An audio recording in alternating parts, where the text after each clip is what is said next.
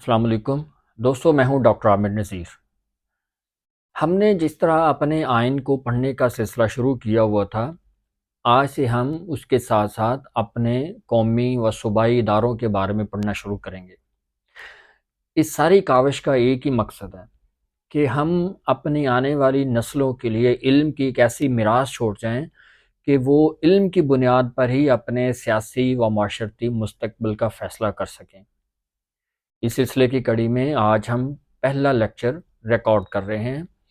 آج ہم president office کے بارے میں پڑھیں گے، یعنی صدر پاکستان۔ صدر پاکستان پاکستان کا مملکت کا سربراہ ہوتا ہے اور جمہوریہ کے اتحاد کی نمائندگی کرتا ہے۔ صدر کی اہلیت کے لیے 45 سال عمر ہونی چاہیے، وہ ایک مسلمان ہو اور قومی اسمبلی کا رکن منتخب ہونے کا اہل ہو۔ صدر پاکستان کی مدت 5 سال تک ہوتی ہے۔ صدر پاکستان کا انتخاب کون کرے گا؟ اس کے لیے ایک الیکٹورل کالج بنایا جاتا ہے جس میں دونوں ایوانوں یعنی سینٹ اور قومی اسمبلی کے ارکان اور اسی طرح صوبائی اسمبلیوں کے ارکان یہ سب مل کر صدر کا انتخاب منعقد کرتے ہیں اور ووٹ ڈالتے ہیں۔ صدر کا انتخاب کب کیا جاتا ہے؟ پہلے سے فائز صدر کی مدت ختم ہونے سے کم از کم 30 دن پہلے یا زیادہ سے زیادہ 60 دن پہلے انتخاب ہونا ضروری ہے۔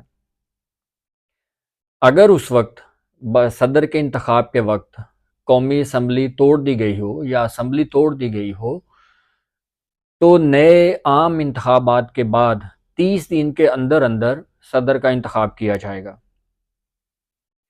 صدر کے انتخاب کے معاملے پر کسی بھی مجاز اتھارٹی یا عدالت کے سامنے اعتراض نہیں کیا جا سکتا۔ صدر منتخب ہونے کے بعد حلف لیتا ہے۔ چیف جسٹس آف پاکستان نئے منتخب صدر سے حلف لیں گے۔ صدر پاکستان کو ان کے عہدے سے ہٹایا بھی جا سکتا ہے۔ کس طرح ہٹایا جا سکتا ہے؟ صدر کے خلاف کسی بھی ایوان کے 50% ارکان، کم از کم 50% ارکان یعنی قومی اسمبلی کے 50% ارکان، سینٹ کے 50% ارکان، یہ اپنے چیئرمین کے پاس یا اسپیکر قومی اسمبلی کے پاس تحریک جمع کروائیں گے، جس پر دونوں ایوانوں کا مشترکہ اجلاس طلب کیا جائے گا اور وہاں صدر کا مواخذہ کیا جائے گا۔ صدر کے پاس کون کون سے اختیارات ہوتے ہیں؟ بنیادی طور پر صدر مملکت کا سربراہ ہوتا ہے، جمہوریہ کے اتحاد کی نمائندگی کرتا ہے۔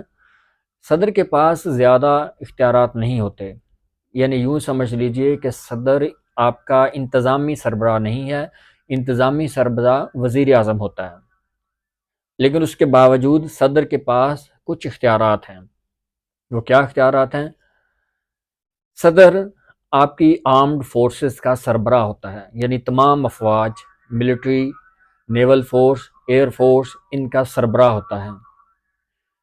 ان فورسز کی تعداد بڑھانا، ریزرو رکھنا، کمیشن مقرر کرنا، یہ صدر کے اختیارات میں شامل ہے۔ اسی طرح کچھ تقرریاں ایسی ہوتی ہیں جو وزیر اعظم کی ایڈوائس پر صدر کرتا ہے، جیسے chief of army staff, chief of naval staff, chief election commissioner, یہ اس طرح کی تقرریاں وہ ہوتی ہیں جو وزیر اعظم کی ایڈوائس پر صدر پاکستان کرتا ہے۔ اس کے علاوہ کسی بھی مجاز عدالت کی طرف سے دی گئی سزاؤں کو معاف کر سکتا ہے، جیسے وفاقی محتسب کی طرف سے دی گئی سزا یا ان سزاؤں کے خلاف اپیلیں سننا، یہ صدر کے اختیار میں شامل ہے۔ کسی بھی عدالت نے کسی بھی شخص کو کوئی سزا سنائی ہو تو صدر کو معاف کرنے کا اختیار حاصل ہے۔ اس کے علاوہ قومی اسمبلی میں یا سینٹ میں داخلہ، خارجہ پالیسی سے متعلق یا کسی بھی قانون سازی سے متعلق کو تحریک پیش ہونے جا رہی ہے تو وزیر اعظم صدر پاکستان کو آگاہ کرنے کا ذمہ دار ہوتا ہے۔ اسی طرح ملک میں جب بھی کوئی ریفرینڈم کروانا ہو، ریفرینڈم کروانا مقصود ہو، تو وزیر اعظم کی ایڈوائس پر صدر پاکستان ریفرینڈم کا انعقاد کروا سکتا ہے۔